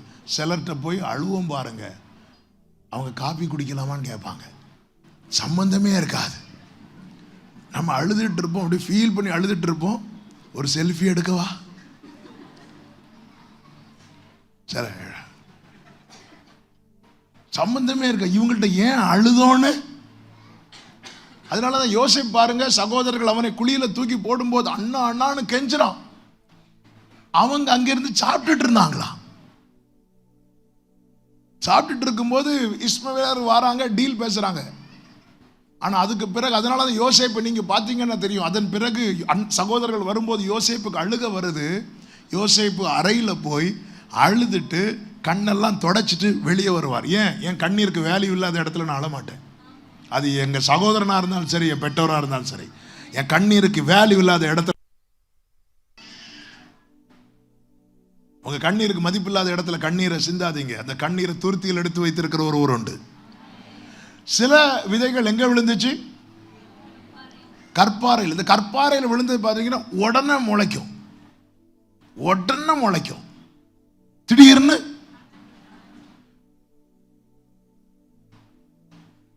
நம்ம ஏதோ ஒரு ஸ்டோரி, நம்ம கஷ்டத்தை ஷேர் பண்ணுவாங்க. அப்படியா அப்படியா கேட்பாங்க. கேட்டது, அவங்க கேட்டதை பார்த்தா அப்படி வெளியே போய் ஜாலியாக போயிடுவாங்க. இந்த யவீர் வீட்டுக்கு இயேசு வரும்போது வெளியே கொஞ்சம் பேர் இருந்து என்ன பண்ணிட்டு இருந்தாங்க தெரியுமா? அழுது புலம்பிட்டு இருந்தாங்க. இயேசு சொன்னார், அவள் மரிக்கவில்லை, நித்திரையா இருக்கிறாள். சொன்னதும் அவங்க எல்லாம் என்ன பண்ணாங்க? சிரிச்சாங்க. யவீர் சிரித்தாரா? இல்லை. ஏன்னா வலி அவருக்கு தான் உண்மையான வலி. மீதி எல்லாரும் இப்படி தான். ஒன்றும் இப்போ கேமரா வரனால ஒன்றும் சொல்லவும் வழியில். ஒரு வீட்டில் அவங்க அம்மா இறந்துட்டாங்க. அவங்க அம்மானா அவங்க அம்மாவுக்கு வயசு 85-90 இருக்கும். அடுத்த நாள் அடக்கம். காலையில் நியூஸ் வருது. எனக்கு காலையில் போக முடியலை, நான் நைட்டு போகிறேன். அந்த சகோதரி என்ன பண்ணாங்க, அவங்க மக ஃபாரினில் இருக்கிறாங்க. அவங்களுக்கு வீடியோ கால் போட்டு அந்த ஃப்ரீசர் பாக்ஸுக்கு மேலே தோசையை வச்சு சாப்பிட்டுட்டு வீடியோ கால் போட்டு காட்டுறாங்க. நான் போனதை அவங்க பார்க்கல. நான் சரி, அவங்க நல்ல முக்கியமான வேலை நடந்துட்டுருக்கு, அப்போ இப்போ நான் டிஸ்டர்ப் பண்ண வேண்டாம்னு சொல்லிட்டு பின்னாடி சேரில் அப்படி உட்காந்துருக்கிறேன். அவங்க சாப்பிட்டுட்டு மகள்கிட்ட காட்டு, பாட்டி பாருமா, பேர பிள்ளைகிட்ட அப்படி காட்டிட்டு பாரு, பாட்டி பாரு, பாட்டி போட்டு பார்த்துட்டு அப்படி சிரிச்சு தான் பேசிகிட்டு இருக்கிறாங்க ஃபோனில். திரும்பி என்ன அப்படி சும்மா எதேர்ச்சியாக எதுக்கோ திரும்புகிறாங்க. நான் இருக்கிறேன். என்னை பார்த்ததும் அடுத்த செகண்ட் அழுதாங்க பாருங்க. என்னால்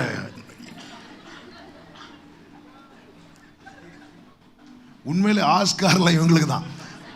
ஆஸ்கார் அவார்டு வாங்குற அநேகர் சபையில் உண்டு. அடுத்த செகண்ட் எனக்கு நம்ப முடியல, இது எங்க இருந்து வருது? இந்த கற்பாறையில் விழுந்த விதை இருக்குல்ல, அப்படி வருவாங்க. உங்களுக்கு இப்படி ஆயிட்டே அப்படின்னு சொல்லிட்டு, உங்களுக்கு என்னன்னாலும் எங்களுக்கு கால் பண்ணுங்க அப்படிம்பாங்க. கூப்பிட்டு பாருங்க, நீங்கள் அழைத்த வாடிக்கையாளர் தொடர் வேலைக்கு வெளியே போனார், இனி உங்க பிரச்சனை முடியும் வரை உள்ளே வரமாட்டார். ஆனா சில விதைகள் எங்க விடும் தெரியுமா? முள்ளுள்ள இடத்துல. அது எப்படி தெரியுமா? சிஸ்டர் எனக்கு தலைவலிக்கு தெரியுமா, தள்ளி போவியா, எனக்கு மொத்தத்துல வலி. அவங்க வேற பிரச்சனையில இருப்பாங்க, அவங்கள்ட்ட போய் அழுது.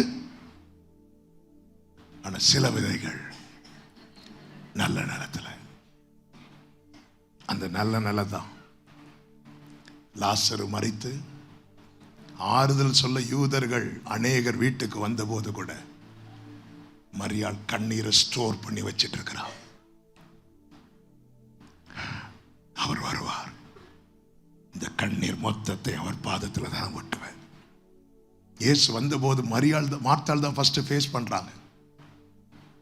மார்த்தாள் நீங்க இங்க இருந்திருந்தா நல்லா இருக்குமே கேட்டாங்க, ஆனா பாதத்தில் விழுந்து அழல. இயேசு மார்த்தாள்கிட்ட சொல்றாங்க, போய் மரியாளை கூட்டிட்டு வா. ஏன்? ஆறுதல் சொல்ல 100 பேர் அவ வீட்டில் இருந்தோம், ஒருவர்கிட்ட கூட அவ அழாம அடக்கிட்டு இருக்கிறா. மார்த்தாள் வந்து மரியாள் காதுல சொல்றாங்க, போதகர் வந்து இருக்கிறார், உன்னை அழைக்கிறார்னு. ஓடுறா ஓட்டம், ஓடி போய் அவர் பாதத்தில் விழுந்து அழுறா. அவ அழுத போது இயேசு கண்ணீர் விட்டார். நல்ல கவனமா கேளுங்க, என் கண்ணீர்ல அவர் கண்ணீர் கலந்துட்டுன்னு வைங்கள, அழுகையின் பள்ளத்தாக்கை ஒருவ கடந்து அதை நீரூற்றாக்கி கொள்ளுகிறார்கள். மழையும் குளங்களை எப்பொழுது அவர் கண்ணீர்ல அவள் கண்ணீர்ல அவர் கண்ணீர் கலந்ததோ, அவனை எங்க வைத்திருக்கிறீர்கள் என்றார். அதனாலதான் அவர்கிட்ட அழணும். ஆனா யாக்கோபு அவர்கிட்ட அழல, ராகேல்கிட்ட அழறான். ஆமே, இது யூத் மீட்டிங்னால வாலிபர்களே ராகேலை தேடி போய் அழாதீங்க, வாழ்க்கை ஃபுல்லா அழ வேண்டி இருக்கும். ஆமே, ஆண்டவர் பேசும்போது இன்னைக்கு மீட்டிங் சூப்பர். என்ன சூப்பர்? சூப்பர்னு கேட்கறதுக்கா மீட்டிங் வச்சிருக்கு. இது உனக்கான சான்ஸ், நீ மிஸ் பண்ணிடாத. அது நான் ராகேலை பார்த்து, ராகேலை முன்ன பின்ன தெரியாது, ஆனால் ஆண்டவர் வந்து தம்மை அறிமுகப்படுத்துற. எனக்கு உங்க தாத்தாவே தெரியும், நீங்க அப்ப தாத்தா காலத்தில் உள்ளவங்க, நாங்க வரோம், தாத்தா ஆயிட்டு வரோம். ஆண்டவர் தம்மை அறிமுகப்படுத்துற. நான் உன் தகப்பனாகி ஆபிரகாமின் தேவன், ஈசாக்கின் தேவன். அப்படி ஆண்டவரே, ஓ என்ன பயங்கரம், என்ன பயங்கரம். நீங்க என்ன அப்படி ஆசீர்வதித்து என்ன கொண்டு வந்தா நான் எல்லாத்துலயும் உங்களுக்கு தசமபாகம் தருவேன். பைபிள் படி தசமபாகம் கணக்கு என்ன தெரியுமா? 10ல் 1. அதாவது 1 நான் உங்களுக்கு தருவேன், 9 நான் எடுத்துருவேன். 1 நீங்க என்ன பண்ணீங்க நானும் கேட்க மாட்டேன், மீதி 9 நான் என்ன எடுத்து பண்ணேன்னு. சண்டே யூத் மீட்டிங் வச்சா வருவேன், மற்ற 6 நாள் வரமாட்டேன். சண்டே வரலன்னா என்கிட்ட கேளுங்க, மற்ற 6 நாளும் நான் எங்க போனேன்னு என்கிட்ட. இந்த டீல்ல தானே நம்ம போயிட்டு இருக்கோம் வண்டி. ஆனா ஈசாக்கு அப்படி இல்லை, அவனுடைய தகப்பன் அப்படி இல்லை, பலிபீடத்துல தன்னையே கொடுக்கிறான். ஆபிரகாம் அப்படி இல்லை, எங்க போனாலும் பலிபீடம் கட்டுறான். எனவே ஆபிரகாமின் தேவனா ஈசாக்கின் தேவனா அறியப்பட்ட உன சேஷபுத்திர பாக வேணும், ஆனால் அவர் உன் தேவனா இருக்க முடியாதோ. ஆண்டவர் அதுக்கெல்லாம் டைம், நீர் எனக்கு தேவனா இருக்கணும்னா எனக்கு இந்த டிமாண்ட் இருக்கு. நிறைய பேர் டிமாண்ட் வைப்பாங்க யூத் மீட்டிங்ல. ஆண்டவர் எனக்கு இதை பண்ணிட்டீங்கன்னா நீர் எனக்கு தேவன், அதை பண்ணிட்டீங்க நீர். எப்பொழுது யாக்கோபு இப்படி டிமாண்ட் வச்சார், ஆண்டவர் சைலண்ட் ஆயிட்டார். உன் லைஃப்ல ஆண்டவர் சைலண்ட் ஆயிட்டார்னாலே புரிஞ்சுக்கோ, நீ வயலண்ட் ஆக போற. அதுக்கப்புறம் 20 வருஷம் ஆண்டவர் யாக்கோபிட்ட பேசல. 20 வருஷத்துக்கு அப்புறமா திடீரென்று ஒரு செய்தி வருகிறது, ஏசா 400 பேரோடு கூட வருகிறான் என்று. அப்பொழுதுதான் யாக்கோபு எங்கே போகிறான் தெரியுமா? யாபோக் காட்டின் கரையில் போகிறான், அங்கே தனித்திருக்கிறான். எல்லாம் தெரிந்த வசனனால எடுத்து வாசிக்கவில்லை, நேரம் அதிகம் போய்கொண்டிருக்கிறது. ஆனால் இங்கே ஒரு சத்தியத்தை நான் உங்களுக்கு சொல்ல விரும்புகிறேன். இந்த இரவிலே யாக்கோபின் கண்ணீர் அர்த்தமுள்ளதாய் மாறினது. தேவன் கொடுத்த சான்ஸ். ஏசாவுக்கு இப்படி ஒரு சான்ஸ் கிடைக்கல, ஆனால் யாக்கோபுக்கு இப்படி ஒரு சான்ஸ் கிடைக்கிறது. எத்தனையோ பேருக்கு ஒரு சான்ஸ் கூட கிடைக்காம இருக்கும்போது எனக்கு மீண்டும் மீண்டும் சான்ஸ் கிடைக்க காரணம் என்ன? ஏன் ஆண்டவர் யாக்கோபுக்கு இவ்வளோ சான்ஸ் கொடுக்குறீங்கன்னு ஆண்டவர் சொல்லுவார், நான் யாக்கோபை சிநேகித்தேன். நீ என் பார்வைக்கு அருமையானபடியா. பல தருணங்களை தந்தும் தவற விட்டு இந்த இரவிலே வந்து மீண்டும் இந்த சத்தத்தை கேட்டுக்கொண்டிருக்கிற அன்பு உள்ளமே, உனக்கு சொல்லப்படுகிற செய்தி, ஆண்டவர் உன்னை ரொம்ப நேசிக்கிறார். எத்தனையோ ஏசாக்கள் வெறுக்கப்பட்ட போது உன்னை இன்னும் வெறுக்காமல் கர்த்தர் தம்முடைய உள்ளம் கையிலே வரைந்திருக்கிறார்.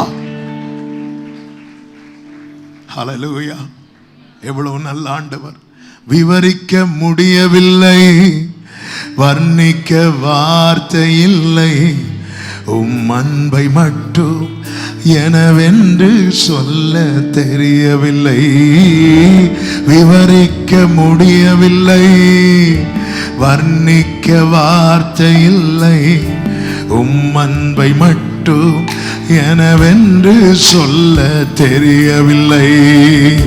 தேடி வந்த நேசமே, ஆருயிரேசுவே, உம் அன்பில் ஒன்றே உண்மை உண்டென்று கண்டே.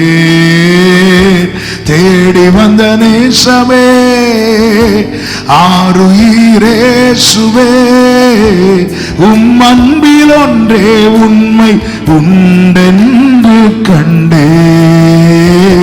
விவரிக்க முடியவில்லை, வர்ணிக்க வார்த்தை இல்லை, உம் அன்பை மட்டும் எனவென்று சொல்ல. இப்ப யாக்கோபின் கண்ணீர் அர்த்தமுள்ளதாய் மாறுகிறது.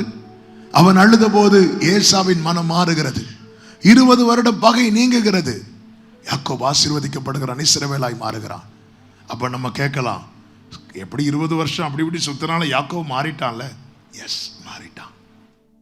அப்போ ஒரு நஷ்டம் இல்லையே. யாரு சொன்ன நஷ்டம் இல்லைன்னு? யாக்கோபு என் தாயார் என்ன சொல்லி அனுப்புவாங்க தெரியுமா? உன் சகோதரனுக்கு உன் மேல இருக்கிற பகை மாறினதும் நான் உன்னை திரும்ப கூப்பிடுவேன். அப்படி சொல்லி புறப்பட்டு போகும்போது தான் கர்த்தர் பெத்தேலிலே சந்திக்கிறார்.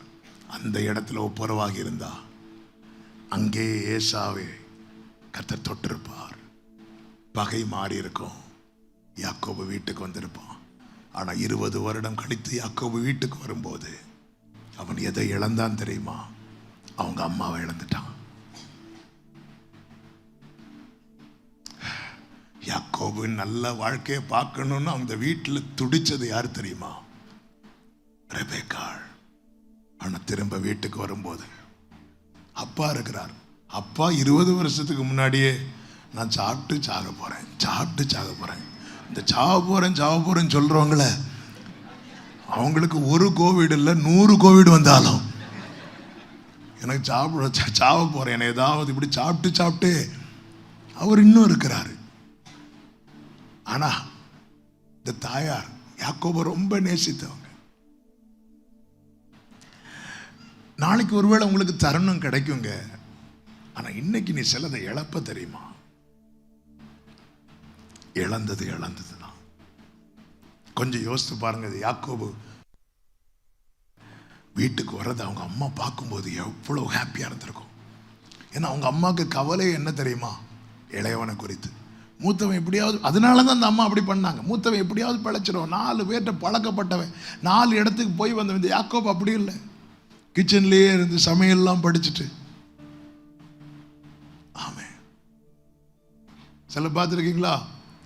ஆம்பளை பையனை பொம்பளை பிள்ளை மாதிரி வளர்ப்பாங்க, பொம்பளை பிள்ளைய ஆம்பளை பிள்ளைய மாதிரி வளர்ப்பாங்க. கடைசியில் வந்துட்டு அவன் ஏன் இப்படி செயல்படுறானே தெரியல, அவன் ஏன் இப்படி இருக்கிறானே. பொம்பளை பிள்ளை மாதிரி தான் வளர்க்கணும். ஆம்பளை பையனை. யாக்கோபு குறித்த பாரம், அவன் ஆசீர்வதிக்கப்பட்டதை மட்டும் அவங்க அம்மா பார்த்துருந்தா எவ்வளோ ஹாப்பியாக கண்ண முடியிருப்பாங்க. அன்பு சகோதரா சகோதரி, அன்பு தம்பி தங்கச்சி, நாளைக்கு ஒருவேளை சான்ஸ் கிடைக்கலாம். ஆனா லைஃப்ல சிலது மிஸ் ஆயிட்டுன்னு வச்சுக்கோங்க. இன்னைக்கு ஆண்டவர் ஊழியத்தில் அவ்வளோ மேன்மையா வச்சிருக்கிறார். ஆனா நான் ரொம்ப மிஸ் பண்றது யாரும் தெரியுமா? எங்க அப்பாவை. 2007 கடைசியில் ஊழியத்துக்கு அர்ப்பணிக்கிறேன். 2008 ஊழியமா வேற ஏதாவது ட்ராக்கான்னு சொல்லிட்டு டபுள் மைண்டில் இருக்கும்போது எங்கள் அப்பாவுக்கு ஒரு பெரிய மரணத்துக்கு ஏதுவான தருணம். ஒரு மீட்டிங்கில் கீபோர்டு வாசிச்சுட்டு இருக்கிறேன், எனக்கு ஃபோன் வருது. ஃபோன் மேலே ஃபோன் அடிச்சுட்டு இருக்கிறாங்க, சைலண்டில் போட்டிருக்கிறேன். மீட்டிங் முடிச்சதை ஃபோன் எடுத்து பார்க்குறேன், 55 மிஸ்டு கால் இருக்குது. அப்போவே நினச்சேன் வீட்டில் ஏதோ நடந்துட்டு. ஃபோன் பண்ணி கேட்கும்போதே அப்பாவுக்கு இப்படி ஆயிட்டு. நேராக வீட்டுக்கு வரேன், வீடு ஃபுல்லாக ஆட்கள் இருக்கிறாங்க. நினச்சேன் அப்பா அவுட்டு. நேராக ரூமில் போய் அப்பான்னு சொல்லி கையை பிடிக்கிறேன். எங்கள் அப்பா மெதுவாக கண்ணை திறக்கிறாங்க. நேராக அன்னைக்கு நைட்டு போய் ஒரு விஷயம் கூட ஒப்பு கொடுக்குறேன். அப்பாவுக்கு எனக்கு எங்கள் அப்பாவை ரொம்ப பிடிக்கும். அப்பாவுக்கு எதுவும் ஆயிடக்கூடாது, நான் ஊழியத்துக்கு அர்ப்பணிக்கிறேன். ஊழியத்துக்கு அர்ப்பணிச்ச 8 வருஷம் ஆண்டவர் காத்திருக்க வச்சாங்க. பாட்டெல்லாம் அப்பவும் கொடுத்துட்டு தான் இருந்தாங்க. கரெக்டாக 2015 தான் அழகான கண்கள் பாட்டு கொடுக்குறாங்க. அந்த பாட்டு எங்கள் அப்பாவுக்கு ரொம்ப பிடிக்கும். 2016 ஆகஸ்ட் மாதம் அது ரிலீஸ் ஆகுது. எனக்கு வந்து அப்படி ஓப்பனிங் வர ஆரம்பிக்குது. 2016 நவம்பர் மாதம் எங்கள் அப்பா மறிக்கிறாங்க. ஊழியத்தில் நான் நிற்கிறத எங்கள் அப்பா பார்த்துட்டாங்க. ஆனால் எது அவங்க இன்னும் பார்க்கல தெரியுமா? நான் இந்த அளவுக்கு பயன்படுகிறத பார்க்கல. ஏன்னா இதுக்காக அவங்க வடித்த கண்ணீர் அதிகம். இவன் நின்றுவான். நான் மெசேஜ் கொடுக்கறத பார்த்தாங்க எங்கள் சர்ச்சில். பட் அதுக்கப்புறம் இப்படி ஒரு குரோத்தை அவங்க பார்க்கல. சில காரியங்கள் போனதாங்க. அதனால தான் நான் கண்டு உணர்வடைந்தேன், புத்தி அடைந்தேன். அன்பு தம்பி நாளைக்கு ஒருவேளை சான்ஸ் கிடைக்குமா? ஆனால் உன் லைஃப் நீ இப்படி இருக்கணும்னு யாரெல்லாம் ஆசைப்பட்டாங்க அவங்க நாளைக்கு இருப்பாங்களான்னு கேரண்டி கிடையாது. யாக்கோபு திரும்ப வீட்டுக்கு வரும்போது அப்பா மட்டும் இருக்கிறார். அவன் தேடி இருப்பான்ல, அந்த ஒவ்வொரு ரூமா போய் இருப்பான்ல, அவங்க அம்மா கூட கிச்சனில் இருந்தா கிச்சனில் போய் பார்த்துருப்பான்ல. அந்த வீட்டுக்கு 20 வருஷம் கழிச்சு என்றாகிறான். பழைய நினைவுகள் வந்திருக்காதா? அவன் எவ்வளோ அழுதுருப்பான். அம்மா அம்மான்னு சொல்லிட்டு ஒவ்வொரு ரூமுக்கும் அந்த கிச்சன்லயே போய் எவ்வளவு நேரம் இருந்திருப்பான். தருணங்கள் கிடைக்கும் போது அதை தவற விடாதீங்க. என்னை ஒரு சகோதரன் ஏர்போர்ட்ல இருந்து அழைத்து வரும்போது அந்த சகோதரன் சொல்றார், என் லைஃப்ல நான் நிறைய வேஸ்ட் பண்ணிட்டேன்னு நினைச்சு ஃபீல் பண்றேன் அப்படின்னு. நிறைய பேர் அப்படிதான் ஃபீல் பண்ணிட்டு இருக்கிறோம். நானும் என் வாழ்க்கையில நிறைய ஃபீல் பண்றேன். பிரியமானவர்களே, இன்னைக்கு கர்த்தர் உங்களுக்கு ஒரு கோல்டன் ஆப்பர்ச்சுனிட்டி கொடுத்திருக்கிறார். உணர்வடையுங்கள், கர்த்தரிடம் திரும்புங்கள். யாபோ காட்டின் கரையில யாக்கோபு உணர்வடைந்து, ஆண்டவரே என்னை பிளஸ் பண்ணுங்கப்பா அப்படி சொல்லும்போது கர்த்தர் அவன் மேல அவருடைய கையை வைக்கிறார். வைத்த போது ஆதியாகமம் 32வது அதிகாரம் 30-31 வசனங்களை வாசிங்கள். அப்பொழுது யாக்கோபு, நான் தேவனை முகமுகமாய் கண்டேன், உயிர் தப்பி பிழைத்தேன் என்று சொல்லி அந்த ஸ்தலத்துக்கு பெனியேல் என்று பெயரிட்டான். அவன் பெனியேலை கடந்து போகையில் சூரியன் உதயமாயிட்டு. கைகளை உயர்த்தி ஆமென் சொல்லுங்க. 20 வருஷத்துக்கு முன்னாடி அவன் வாழ்க்கையில என்ன அஸ்தமித்தது? சூரியன் அஸ்தமித்தது. அநேகர் வாழ்க்கை இன்னும் இருள் இருக்கிறது. ஏன்னா சான்ஸை மிஸ் பண்ணி என் விருப்பப்படி தான் நான் பயணிப்பேன். என் கால் போன போக்கில், என் மனம் போன போக்கில் தான் நடப்பேன். சூரியன் அஸ்தமித்தே இருக்கிறது, இன்னொரு வெளிச்சம் இல்லை. ஆனால் நீங்கள் ஒப்பு கொடுங்க, கர்த்தர் தொடுவார். அந்த தொடுதல் உங்களை இஸ்ரவேலாய் மாற்றும். இஸ்ரவேலை ஆசீர்வதிப்பதே கர்த்தருக்கு. ஏசா 400 பேரோடு வருகிறான். அப்போ ஏசா ஆசீர்வதிக்கப்படலையா? ஏசாவும் ஆசீர்வதிக்கப்பட்டான். யாக்கோபு 2 பரிவாரத்தோடு வருகிறார். 2 பேருக்கு என்ன வித்தியாசம்? என்ன வித்தியாசம் சொல்லவா? ஏசா கடைசி வரை ஏசாதான், ஆனா யாக்கோபு கடைசி வரை யாக்கோபு கிடையாது. அவன் இஸ்ரவேல், அவன் யெஷூரன். இதான் ஆசீர்வாதம். தேவனால் உண்டாகிற மாற்றம் இருக்கிறது அல்லவா? அதுதான் ரியல் பிளெஸிங். 40 வயசுல கொலை செய்தவன் மோசே, 80 வயசுல அதே மோசையை கொண்டு வந்து ஜனங்கள்கிட்ட பேசுறார், கொலை செய்யாதிருப்பாயாக. இதான் மாற்றம்.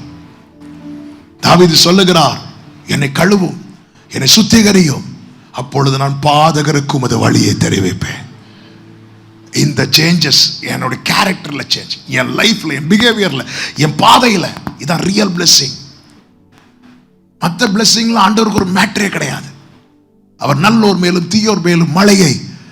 ஏசாவும் 400 பேரோடு வராங்க, யாக்கோபோட ஜாஸ்தியா கூட்டத்தை கூட்டிட்டு வரான். அது அல்ல ரியல் பிளெஸிங். அவருடைய தொடுதல். என் லைஃப்ல நீங்க என்ன பிளான் வச்சிருக்கிறீங்க? என் வாழ்க்கை அர்த்தம் உள்ளதாய் மாறணும். Touch touch me Lord. நம்ம என்ன ஜெபம் பண்ணோம்? ஏசா வரோம், ஏசாவை தொடுங்க. நம்ம ஜெபமே அவனை தொடும், இவனை தொடும். என்ன தொடுங்கப்பா. என்னை ஒரு விசை கூட நீங்க தொடுவீங்கன்னா நான் மாறிடுவேன். இந்த யாபோ காட்டின் கரையில தான் உண்மையில யாக்கோபு பூச்சி ஆனான். அவன் எப்போ பூச்சி ஆனானோ கர்த்தர் சொல்லுகிறார், யாக்கோபு என்னும் பூச்சியே நீ பயப்படாத, நான் உனக்கு துணை நிற்கிறேன். இந்த பூச்சியை தான் கர்த்தர் சிறு கூட்டமாக்கினார். இந்த சிறு கூட்டத்தை தான் கர்த்தர் புதிதும் கூர்மையுமான பற்களுள்ள எந்திரமாக்கினார். ஆவியானவர் சபைகளுக்கு சொல்லுகிறதை காதுள்ளவன் கேட்க கடவன். தேவன் இப்பொழுது ஒரு தருணம் தருகிறார். எத்தனை பேர் உண்மையா ஒப்பு கொடுக்க போறீங்க? எழுந்து நிற்கலாமா? ஹல்லேலூயா, ஹல்லேலூயா, ஹல்லேலூயா. என்னிடம் உள்ளதையே உம்மிடம் ஒப்படைத்தேன், அந்நாள் வரையிலுமே அதை காத்திட வல்லவரே. என்னிடம் உள்ளதை உம்மிடம் ஒப்படைத்தேன், அந்நாள் வரையிலுமே அதை காத்திட. என்னிடம் உள்ளதையே உம்மிடம்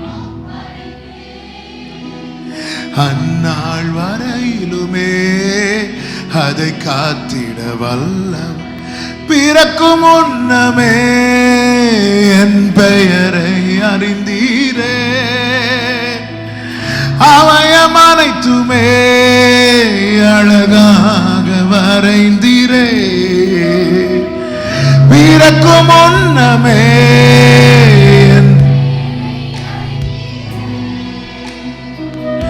அவயம் அனைத்துமே அழகாக.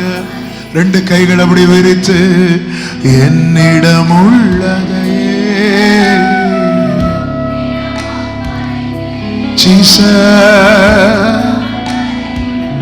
ஜீசஸ் அதை காத்திட வல்லவர். என்னிடம் உள்ளதே, என்னிடம் உள்ளதே, என்கிட்ட உள்ளதை மொத்தமா தரேன்பா, முழுவதும் தருகிறேன். ஒரு விஷயம் கூட பிறக்கும் முன்னமே, பிறக்கும் முன்னமே என் பெயரை அவயம் அனைத்துமே அழகாக வரைந்தீரே. பிறக்கும் முன்னமே அப்படி போடு அவயம் அனைத்துமே என்னிடம் உள்ளதே, என்னிடம்.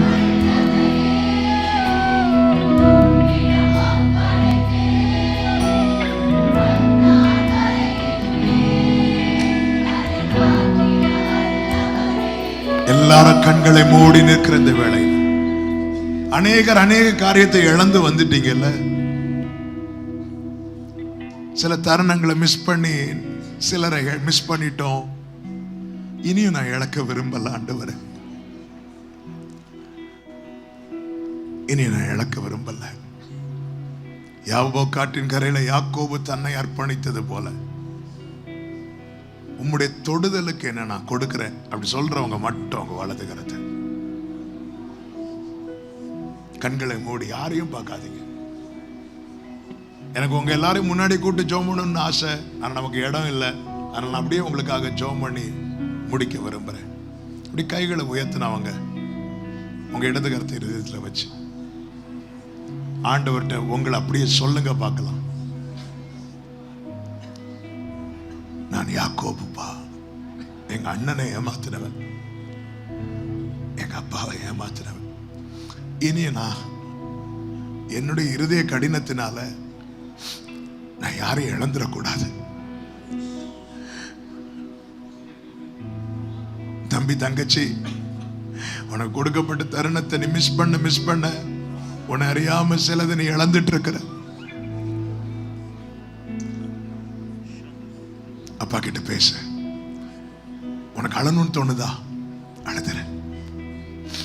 யாப்போக்காட்டின் கரையில யாக்கோபு அழுது கெஞ்சினான்.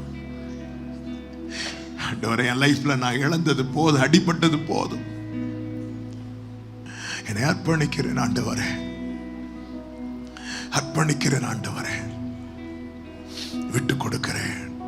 நல்ல தகப்பனே, அர்ப்பணிப்போடு உங்க சமூகத்தில் நிற்கிற ஒவ்வொருவரையும் உடைய திருக்கரங்களிலே தந்து ஜெபிக்கிறேன்.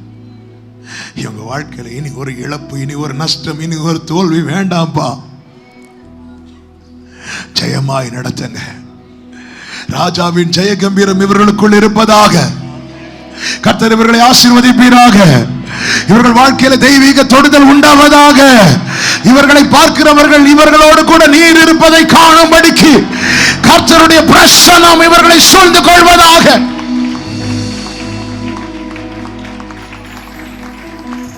Glory.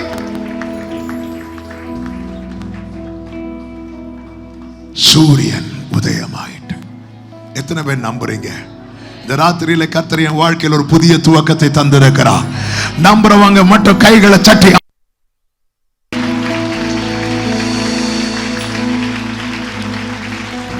Thank you Holy Spirit. இப்ப நம்பிக்கையோடு சொல்லுங்க, ஏதும் இல்லை என்ற கவலை இல்லை, துணையாளர் என்னை விட்டு. ஆமென். ஏதும் இல்லை, glory.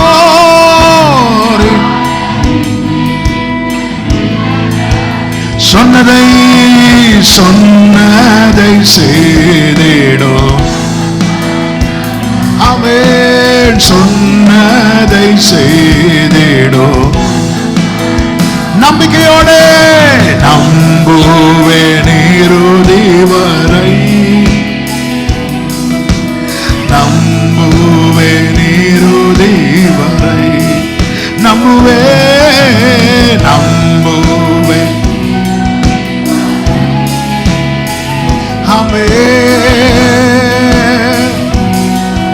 ரெண்டு கைகள் அப்படி விரித்து உயர்த்தி, என் ஓட்டத்தில் நான் தனிமையில்லை. காரணம், நேசித்தவர் என்னை வெறுக்கவில்லை. என் சிநேகிதனான ஆபிரகாமின் சந்ததியே, நான் உன்னை வெறுத்து விடவில்லை என்று கர்த்தர் சொல்லுகிறார். ஆமென்.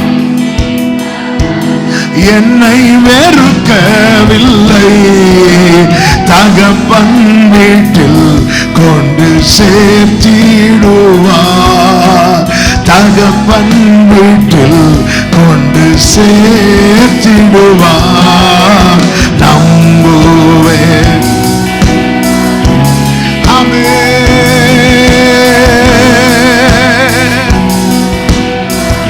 நம்புவேன்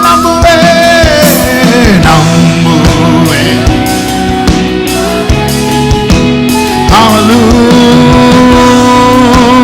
ஹல்லேலூயா. யாக்கோபின் தேவன், யாக்கோபின் தேவன் என் தேவன், எனக்கென்றும் துணையவரே, என்னாலும் நடத்துவாரே. யாக்கோபின் தேவன், யாக்கோபின் தேவன் எனக்கென்றும் துணையவரே, என்னாலும் நடத்துவாரே. கடைசி அப்படியே கைகளை உயர்த்தி நம்புவேன் இயேசுவை, நம்புவேன் இயேசுவை, நம்புவேன். அன்பிற்குரியவர்களே, மகிழ்ச்சிக்குரிய நற்செய்தி ஒன்று. நம்முடைய ஜாய் டிவி யூடியூப் சேனலானது சுமார் 1,00,000 சப்ஸ்கிரைபர்களை கொண்டுள்ளது என்பதை தெரிவித்துக் கொள்வதோடு, உங்கள் துக்கம் சந்தோஷமாய் மாறிவிட்டது. இந்த சேனல்கள் வழியாக மனுக்குலத்தை உயிர்ப்பிக்கின்ற உன்னத நிகழ்ச்சிகள், உயிருள்ள சாட்சிகள் உண்டு. பல ஆவிக்குரிய தேவ மனிதர்களின் உள்ளத்தை அசைய வைக்கும் தேவ செய்திகள், பரவசமூட்டும் பாடல் நிகழ்ச்சிகள், முழு இரவு ஜெபங்கள், அநேக தேவ மனிதர்கள் இணைந்து நடத்தும் 12 மணி நேர தேவ பிரசன்னத்தை அனுபவிக்கும் இடைவிடா ஜெப நேரங்கள், இன்னும் தேவனை ஆராதிக்கின்ற தேவ சபைகளின் நேரடியான ஒளிபரப்புகள், விசேஷமாக இந்த நாட்களில் இந்த காலத்திற்குரிய பல ஆவிக்குரிய சத்தியங்கள். அன்பானவர்களே, உலகம் முழுவதிலும் சுமார் 1,00,000க்கும் அதிகமானோர் இந்த நிகழ்ச்சிகளை கண்டு அனுபவித்து தெய்வாசீர்வாதங்களையும் பெற்று கர்த்தரை மகிமைப்படுத்திக் கொண்டிருக்கின்றார். அன்பிற்குரியவர்களே, இந்த ஜாய் டிவி யூடியூப் சேனல்களில் உங்களுடைய நிகழ்ச்சிகளும் நேரடியாக ஒளிபரப்பு செய்ய தொடர்பு கொள்ள வேண்டிய செல்போன் எண் 739722228881 என்ற எண்ணுக்கு தொடர்பு கொள்ளுங்கள். நீங்களும் சப்ஸ்கிரைபர் ஆகுங்கள். இந்நிகழ்ச்சியை கண்டு மற்றவர்களை காணச் செய்து வாழ்வடையுங்கள். வாழ்ந்து ஆண்டவரை மகிமைப்படுத்துங்கள். உங்கள் துக்கம் சந்தோஷமாய் மாறும். நீங்கள் பார்த்து கொண்டிருப்பது உங்கள் ஜாய் டிவி. உங்கள் துக்கம் சந்தோஷமாய் மாறும்.